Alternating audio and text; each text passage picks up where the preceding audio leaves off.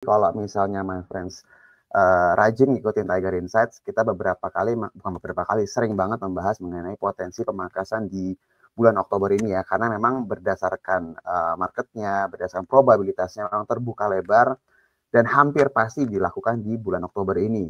Meskipun US lagi shutdown ya, jadi kalau misalnya my friends lihat, tapi ada hal yang mesti diperhatikan dari statement Jerome Powell, di mana dia menyebutkan bahwa keadaan sekarang memang harus dipangkas dengan data-data yang ada, tapi untuk bulan Desember, dia bilang untuk bulan Desember, ya dia harus lihat lagi nih, karena memang datanya memang agak susah ya dengan keadaan saat ini gitu. Jadi bisa jadi Oktober ini yang terakhir, tapi untuk Desember dia mesti lihat lebih detail lagi dan lebih panjang lagi nih, kira-kira ada perubahan data atau tidak. Jadi kalau dilihat dari keadaan sekarang, kalau my friends lihat sejauh ini probabilitas untuk bulan Desember di sini terbuka lebar juga, meskipun tidak sebesar kemarin ya, probabilitas untuk pemangkasan 25 basis point di meeting bulan Oktober. Ini kalau misalnya my friends lihat, kemungkinan besar untuk Desember sejauh ini berdasarkan probabilitas bisa dia stay, hanya tidak ada perubahan, sekitar 32,2% probabilitasnya,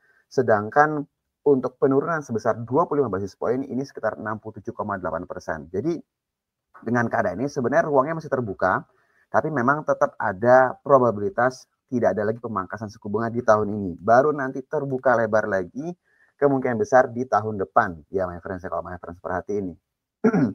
Dan terbuka lebarnya lagi untuk penambahan pemangkasan 25 basis point lagi apabila terjadi pemangkasan di bulan Desember, itu akan terjadi di bulan April. Jadi memang kalau dilihat saat ini memang agresivitasnya mungkin agak sedikit menurun, tapi setidaknya ini sesuai dengan apa yang kita bahas. Dengan melihat keadaan ini, seharusnya kita bisa berekspektasi bahwa di dalam negeri, Bank Indonesia juga punya ruang untuk bisa melakukan penyesuaian lagi, untuk melakukan pemangkasan lagi.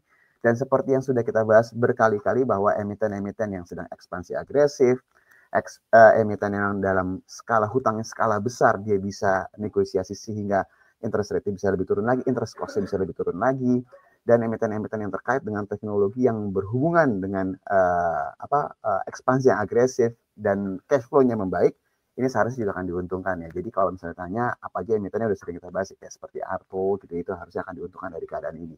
Jadi ini kalau misalnya dilihat keadaan saat ini harusnya memberikan sentimen positif buat ISG. Pertanyaannya adalah apakah ISG-nya berpotensi melanjutkan pergerakan positif? Seharusnya iya my friends, dan kalau kita lihat mesinnya kemarin lebih berat di blue chips, di saham-saham perbankan seharusnya masih punya potensi lanjutan sambil kita menunggu nanti saham-saham yang konglomerasinya ikutan juga untuk bisa mendorong ISG. Jadi secara keseluruhan kita bisa berharap ISG-nya melanjutkan momentum positif ini.